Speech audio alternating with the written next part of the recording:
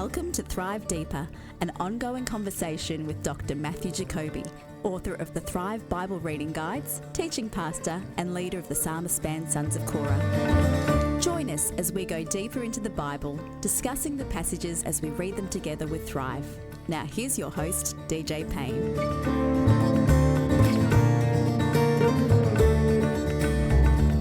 And welcome to episode 28 of Thrive Deeper. It's your old pal DJ Payne here. And on this week's episode, Matthew and myself continue and conclude the book of Esther. We're still looking for your questions. If you've got questions on the book of Esther, please listen all the way to the end of the discussion and we'll let you know how to get in touch with us, because I know you've got some thoughts around the book that you would love us to chat about, and we would love to do that. Now we continue this exciting, riveting episode in Israel's history as we go through and pick up where we left off on last week's episode. So continue with us now through the book of Esther on Thrive Deeper. I'll be here at the other end of the discussion to let you know how your questions can get answered by us. Thanks again for tuning in. Now on to the discussion.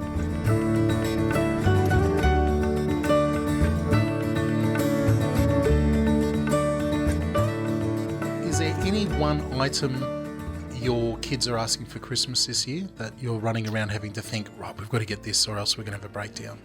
Any one? Oh. Like, are you serious? Sorry, I forgot who I forgot I was talking about the Jacoby children. Yeah, I got a list. We've got a list on our fridge from my daughter that. Now this is Ivy, your youngest daughter. I'm hoping. No, this is Sophia. Oh, no. Yeah, like seriously. Sophia, your 15-year-old. Yeah. There's a list. Oh, come on, please tell me. Do you remember any items on the list? No, I don't remember any items because Kate's the expert at buying for her. So let me guess a couple of the items if I know Sophia. There's got to be a camera or a video camera of some description and a phone or some sort. Yeah. I can't remember. I can't remember. If I have to guess, I might even guess that there's a record player or some sort of vinyl. I can guess. I think there might be. Hey, I know your daughter. I know your daughter. I think there might be. Your daughter. Maybe you should buy the presents for our kids. You give me the cash. I'll take her shopping. I love hanging out with Sophia because she is Melbourne hipster 2.0. Yeah. She's taking it to another level. That's right, yeah. I love her to death. Anyway, the joy of our children over the Christmas season. It's great. You know what my fantasy has always been? To do one Christmas, and I've told the boys since they were very little, I've always wanted to do one Christmas where they receive not one present. Right. And we give all the presents to somebody else. Like do those, like buy a goat for a family in Uganda or something? Something like that. Yeah. Or give it everything that we usually spend on Christmas. I actually would love to see my children's faces. If we gave them a goat for a family in Uganda. We might not ever see you again if that happens. They're great ideas. I actually think that's right on. I think it's one of the best ideas those like World Vision and TIER and other organisations do. Rather than spend on useless things here, you can actually buy someone, pay money and you buy for someone overseas. Can we just all agree that we just get rid of the Kris Kringle tradition? The Kris Kringle where but it's easy because you just get the one thing. I think that's the idea of that. Yeah, but but everyone goes, we're at a spending limit of $10, $15, $20. I'm talking the ones we're usually doing a bit of a game around it. Yeah. And you just, what you're taking home? Plastic landfill. That's what you're taking home. You are the Grinch. I am the Grinch. I am the Christmas Grinch. That's me. Hey, let's get back into this amazing book of Esther. Last week on episode 27. We gave the background on it all, and I feel like we're in the middle of some sort of high stakes movie, some amazing historical drama here. Yeah. And where we left the story, of Esther. Now we've got Queen Esther. Now she's married to the King of Persia, Artaxerxes or Xerxes. Xerxes there, in the Persian Empire. We have her relative, whether it's an uncle or a cousin or some sort of relative there, her adopted dad, basically, Mordecai, who's laying low on the scene and helping her set the scene. Sort of the wisdom behind Esther.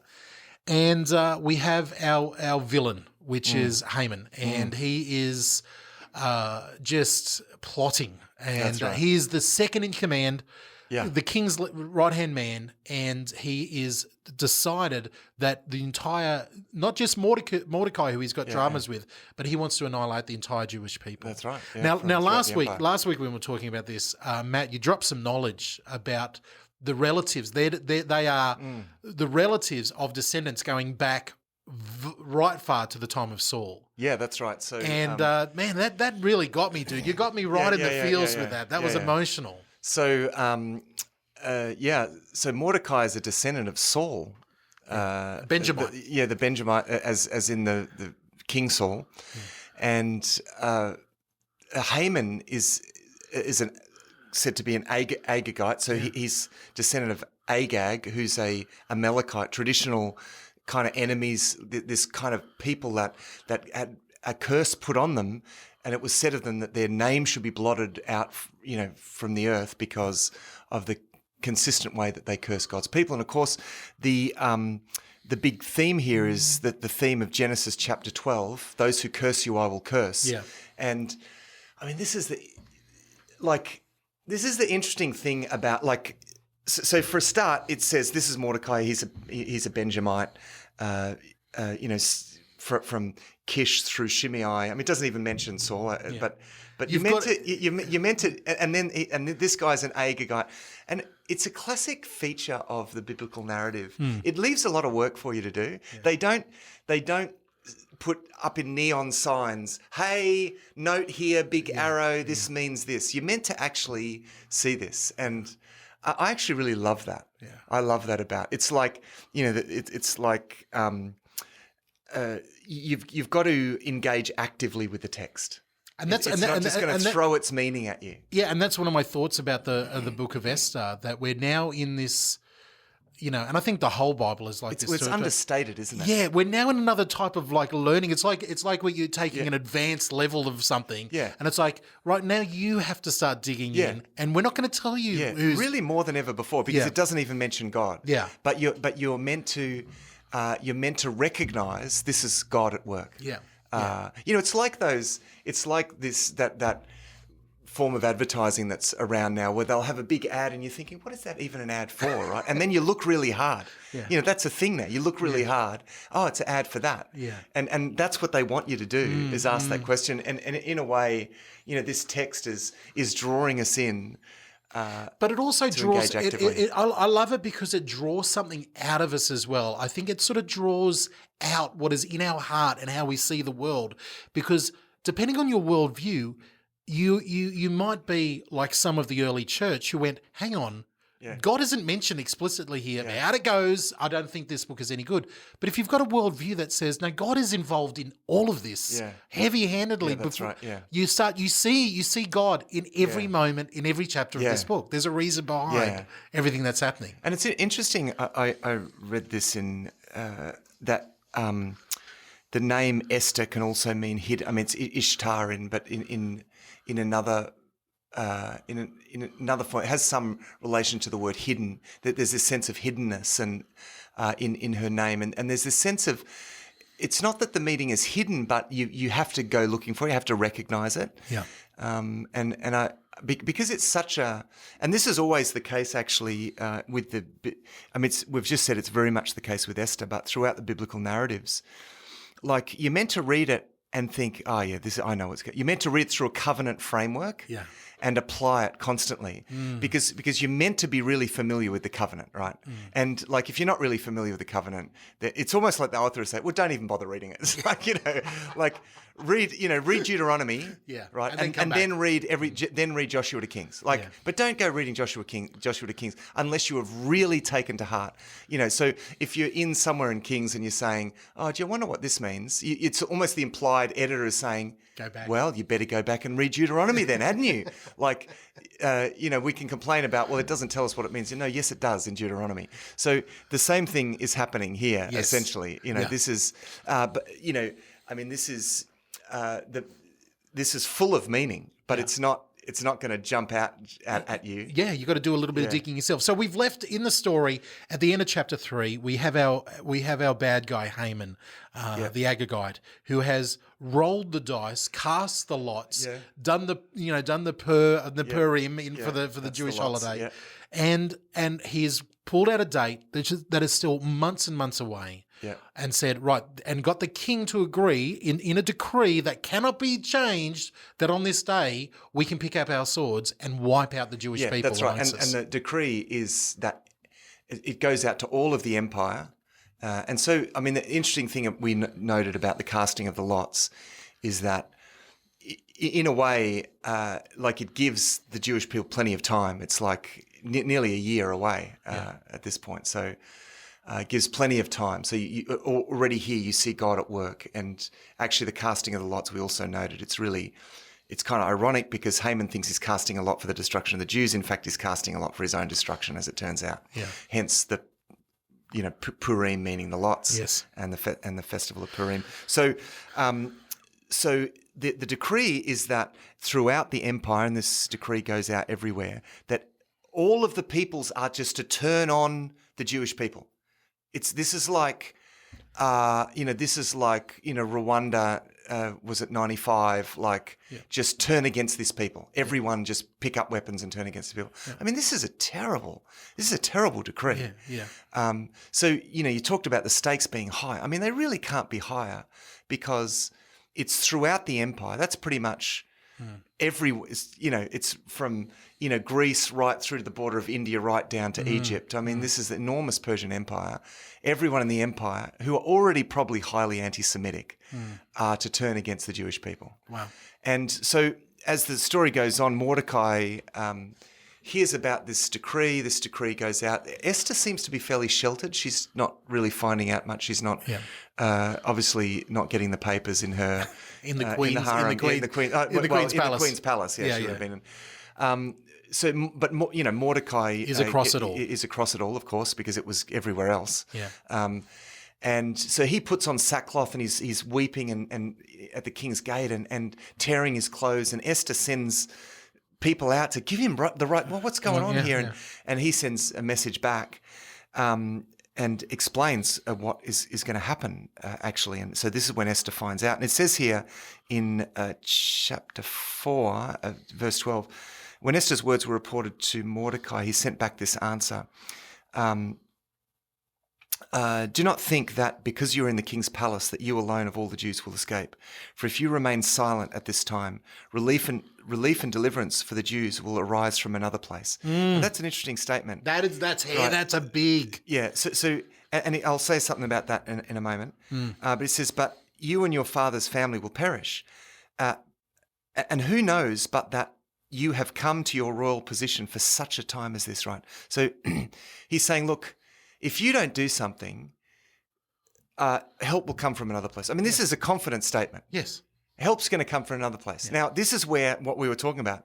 The reader is meant to say, yeah, of course it will. Yeah. Right? Because this is a curse. This is a threat to God's people, and a threat to God's people is a threat to God's purpose. Yeah. Right? So any biblically informed reader knows exactly what Mordecai is talking about. Yeah. It's God's going to save us. Yeah. But he says to Esther, but it seems that God has put you in the right position for this, and it turns out that actually is the case.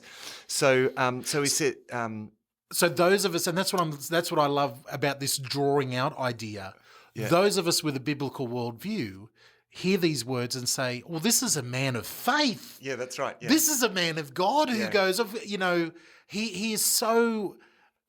Believing and secure in God's promises. Yeah. That he is saying it as a matter of fact. That's right. Yeah. I mean, Mordecai really is the new Daniel. Yes. And it's going to, in more ways than one, we're going to see as the story goes on.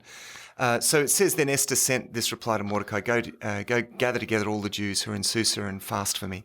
Do not eat or drink for 3 days, a night or day. I and my attendants will fast as you do. Well, I mean, we talk about no mention of God. Well, they're praying. Yeah. They're all, it's a 3-day fast.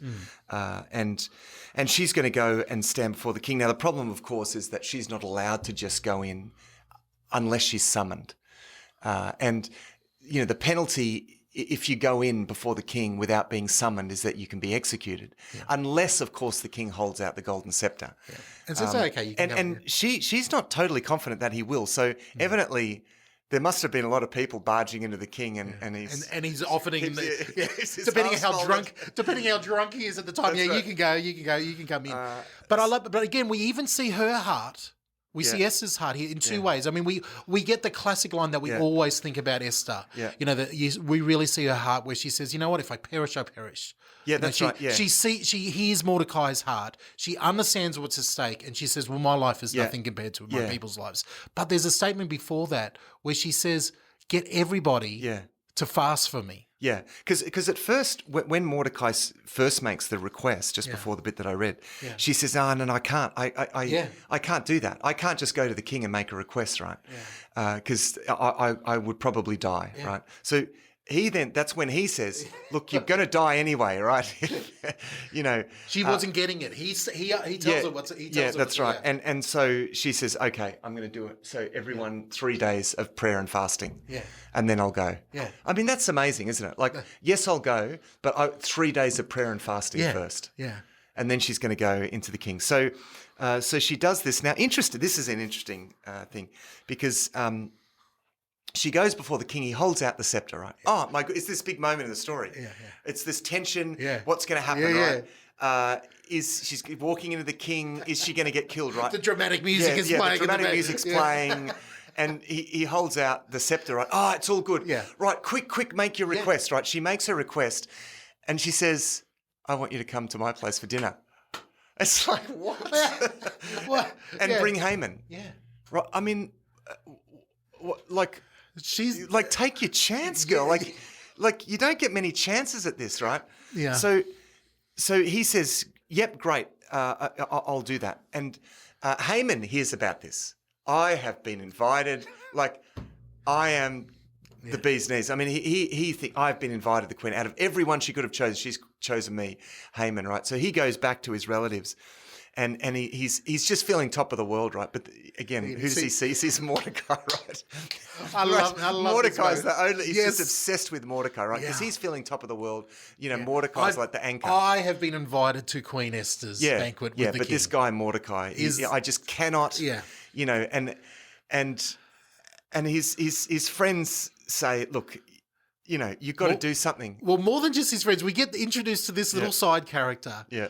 Here, and it's Haman's wife who gives him the advice. Yeah. And she, we thought, you know, perfect fitting villain's wife. Yeah. You know, she is the perfect fitting villain. So she says, "Okay, this is what you need to do. You need to you're the man, right?" Yeah. Like, you're in favour right now. Yeah. So now's your time to do something. So raise a pole, like 25-metre pole, and have Mordecai impaled on it, right? Wow. And this is the... Now, a question, side note here. Why do some translations translate the pole... as a gallows? Yeah. Why? Is that just... is there any question about why? Because... I think because, it's older versions probably weren't quite sure what actually this was. This, and so, you know, gallows, you think hanging, but this actually isn't what they did in those days. So translators, the more now we know about the Persians, well, this is how they did things. Yeah, they impaled they impaled people, which involved... maybe I won't talk about what that involved because it's a pretty gruesome death. So she says, raise a pole, right? And so he gets all the preparations, right? And he goes off to the dinner, feeling top of the world. And the pole's been done. The pole's been done. You know, he's like skipping. Like, he's having a great time. Yeah, I'm off. I'm off to the dinner. And then, meanwhile. Yeah.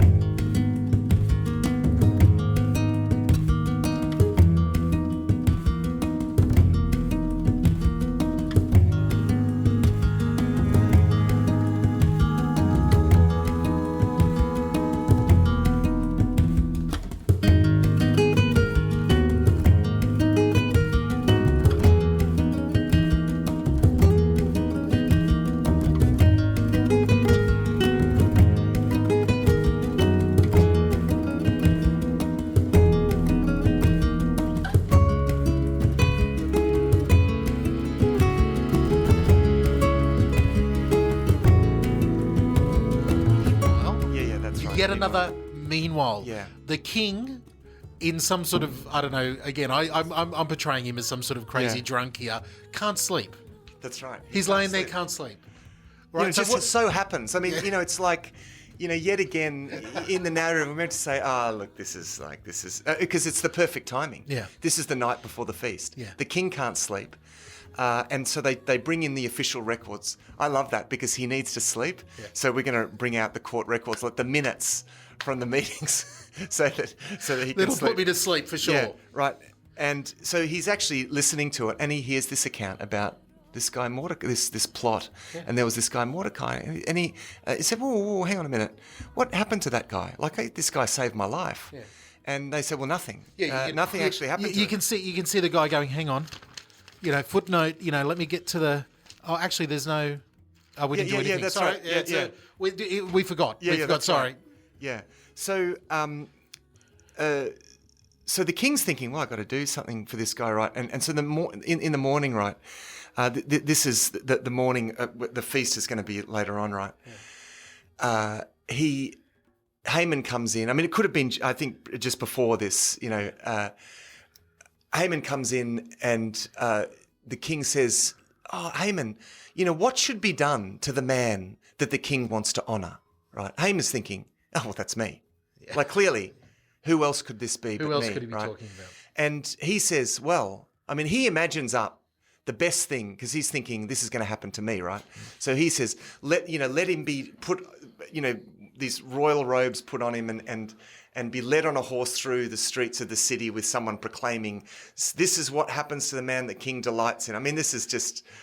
what a empty, pathetic prize. Like, who cares? Like, you think he'd be saying, give me gold, give me wealth, give me something great. No, just he's a very wealthy man already. Yes. But you see, he's obviously a very pride man, so he wants the honour. That's it. And you see honor. The heart of this evil. This is his problem with Mordecai, right? Yes. Because everyone else is honouring him, but there's this one guy who won't bow down to him, and he's obsessed with that, right? Because he's obsessively proud. Yeah. And you think about all of the things that the Bible says about pride, right? Oh. It's all coming together here. Yeah. This, we talk about Haman being the perfect sort of villain, biblical villain. Well, he is, because he's obsessed with pride and he wants to be lifted up in this way. So he says this to the king, let this, this is what should happen to such a man, right? And the king says, oh, great. Then go, you do that. How's this? You do that to Mordecai. Like, you walk along the muddy dung filled streets, leading the horse with Mordecai on, and you have to proclaim this about Mordecai. Oh. It's like this moment. It's like the sweetest moment. Yes. Oh. So wow. So he goes on. See how the king honours this man. Yes. So he goes home. He's absolutely devastated, and and at that moment the people come to fetch him to go to the feast. Come on, we're off. We're off to the feast. And so so Haman is probably thinking, well, look, that's the worst day of my life out of the way. Yeah. At least now it's all up from here. Yeah, that's right.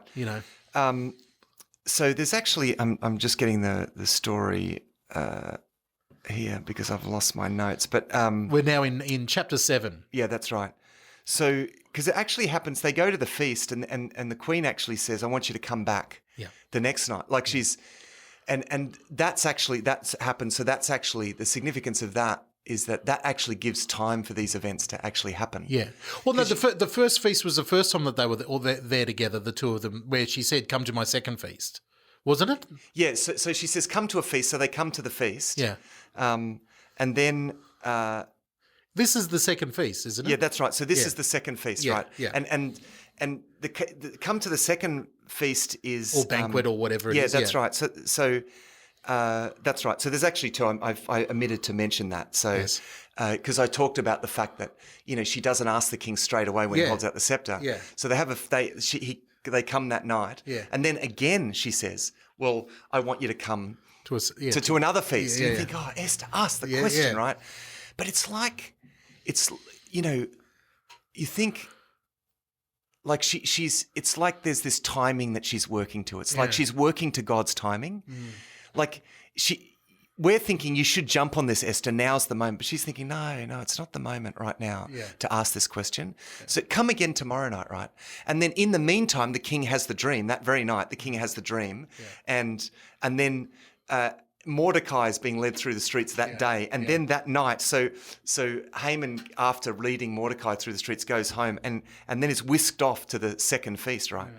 And it's at the second feast that she then says, my people are all condemned to die, right? Now the king, I mean, I don't know what's with the king. The king's like, what, really? Yeah. Like, I mean, were you not listening?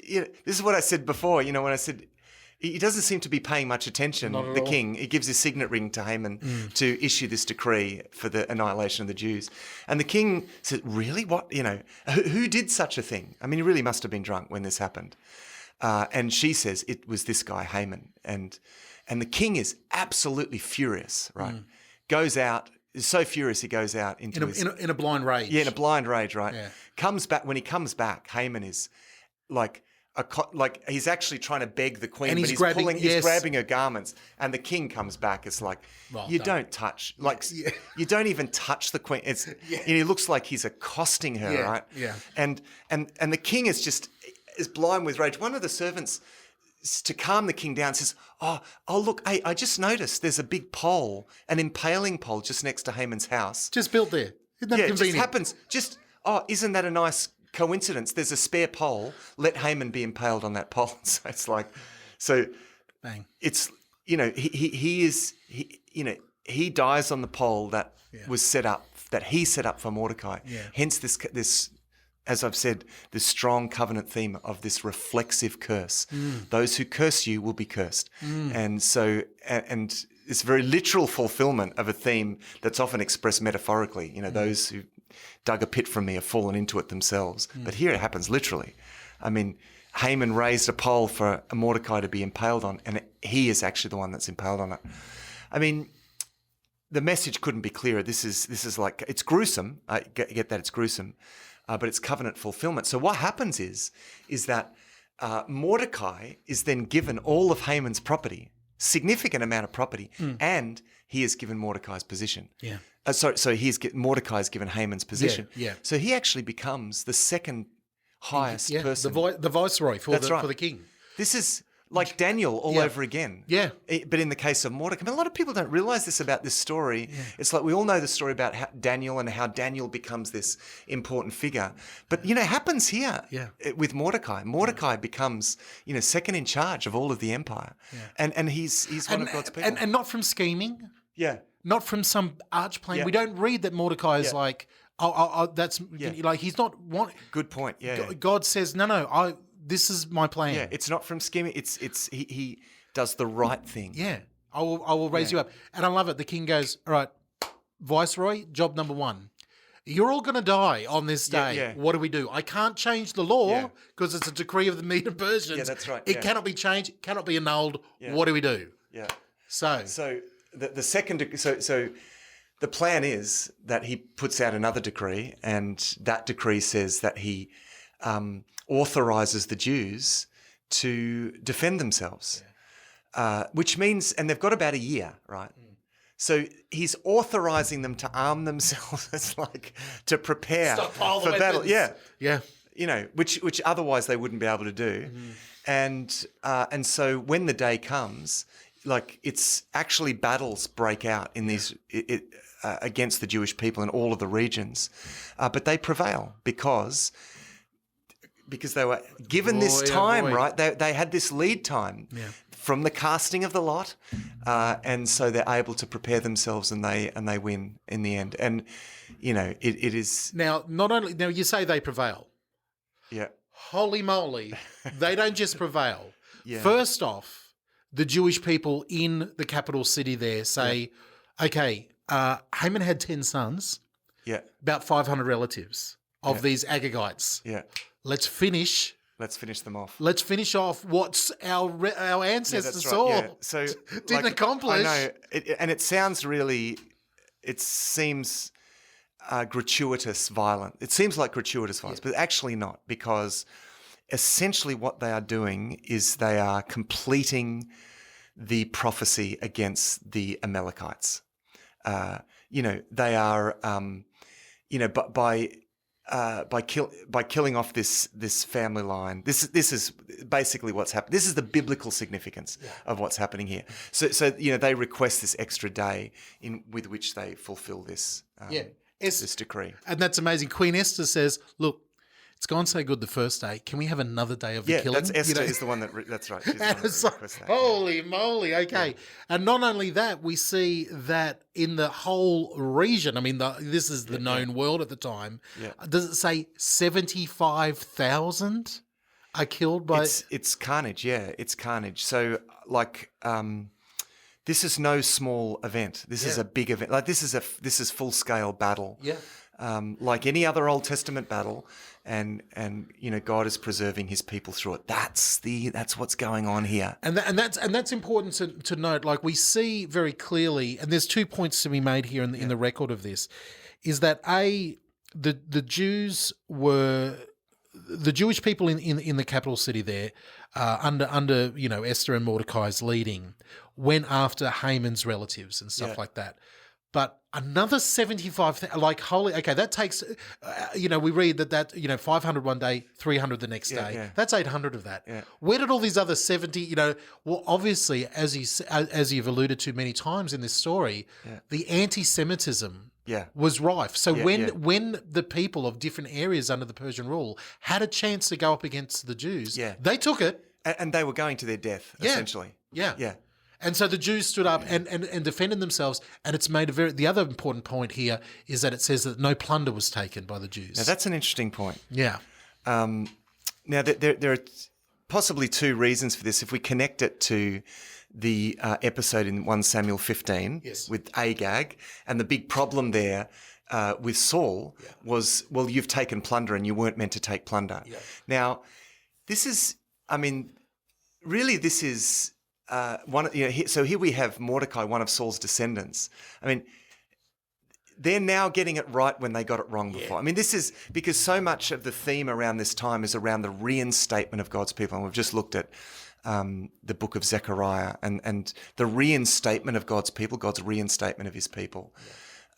Is a big theme in that. So this is essentially the same thing. Okay, now you have a chance to actually get it right, what you got wrong, right? Because Saul's family was rejected originally because they got it wrong, but now through Mordecai they're given this chance to get it right. So this is so rich, right? It's this family line connected with Saul. I mean, can you imagine being a descendant of Saul? Like, wouldn't you rather be a descendant of David, wouldn't you? Yeah. So Mordecai is this descendant of Saul. Like, it's not a very glorious, but he gets a chance. You see, he gets a chance to completely reverse the very reason why Saul was rejected in the first place. I mean, the beauty and the symmetry of this story.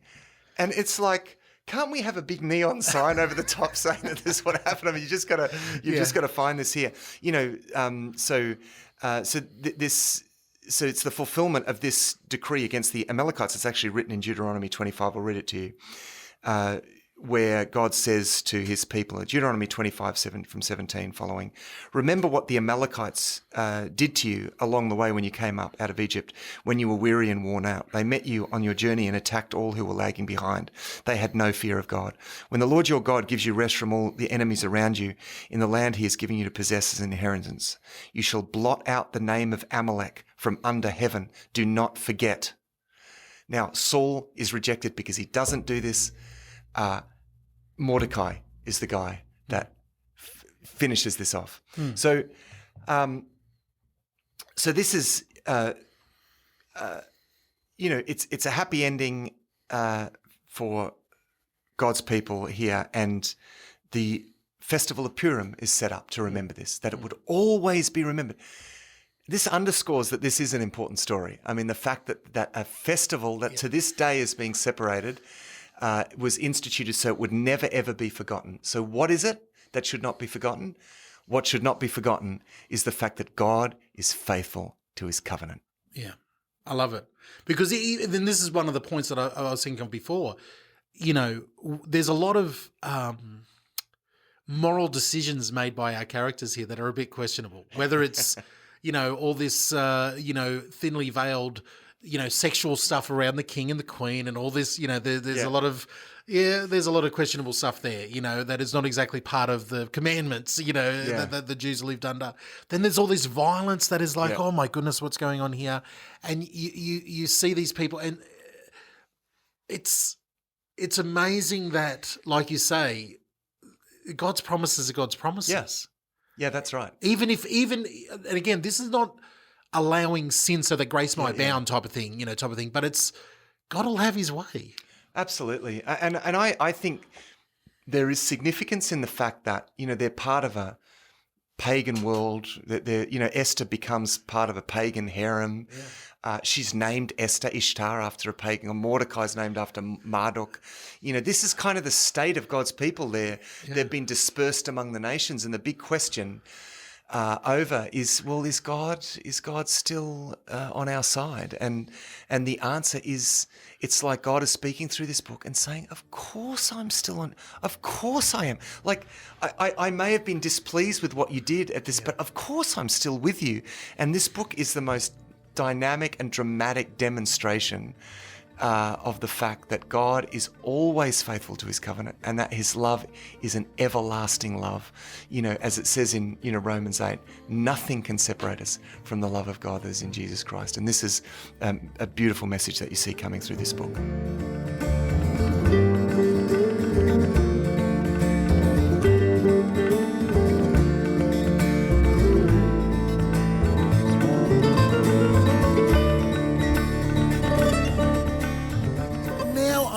What you're thinking, but what about, and how come they did, and why does God allow all those questions you might have about the book of Esther? Well, that's the questions that we are after. The pricklier, the better, the more troubling to you. That's what we want to know. You might have a question. You might even have a takeaway. We would love to hear from you and have your feedback here on Thrive Deeper. Keep listening, and Benita, the voiceover lady, will let you know how to do that. It's pretty easy. You just head over to our website at thrivetoday.net.au. Hey, it has been absolutely fantastic hearing from you. Until next time, this has been DJ Payne for Thrive Deeper. Ciao.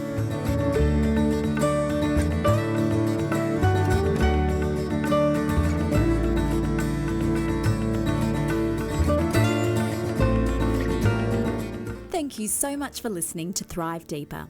We value all our listening community. If you are on Facebook, search and like Thrive Today page to get all of our latest updates.